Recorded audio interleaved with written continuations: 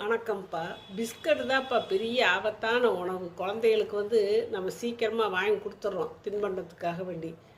அதில் என்னென்ன கலக்கிறாங்க தெரியுமா? மைதா மொத்தத்தில் ரொம்ப மோசமான உணவு மைதா. மலத்தவையெல்லாம் இருக்கும்.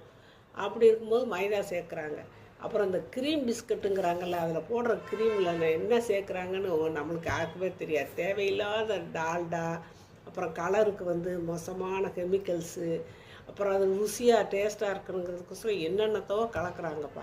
கலந்து செஞ்சு குழந்தைகளுக்கு கொடுக்குறாங்க. அதுங்க மூளையிலே பதிஞ்சிருது. அவங்களுக்கு அதை தவிர வேறு எந்த தீம்பண்டம் கொடுத்தாலும் வாங்கி சாப்பிட மாட்டாங்க. பிஸ்கட் சாப்பிட்ற குழந்தைங்க பிஸ்கட்டு தான் வேணும்னு அடம் பிடிப்பாங்க.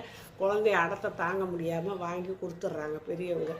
அதுக்கு கிட்னி பிரச்சனை வரும், இருதய பிரச்சனை வரும். இப்போ வராட்டியும் கொஞ்சம் ஒரு இப்போ 11th 12th படிக்கும் போதெல்லாம் வந்துடும். அதுங்க கஷ்டப்படுங்க. அதுக்காக வேண்டி அந்த பிஸ்கட்டை மட்டும் குழந்தையிலேருந்தே தந்து பழக்காதீங்க. எந்த குழந்தைக்குமே ஆரம்பத்தில் ஒரு 6 மாதம் எதாவது கொடுக்கலன்னா உடனே பிஸ்கட்டை தான் தருவாங்க. அப்படி தரவே தராங்க. வீட்டில் உண்டானதை வீட்டில் சமைச்சதை கொடுங்க. அப்புறம் வீட்டில் ஏதாவது பலகாரம் வேணால் எள்ளு மிட்டாய், கடலை மிட்டாய் இந்த மாதிரி அது கூட வாங்கி தரலாம். வீட்டில் ஏதாவது தின்பண்டம் செஞ்சு தரலாம். அதை விட்டு போட்டு கடையில் பிஸ்கட் வாங்கி தர பழக்கம் வச்சுக்கிறதாங்கப்பா.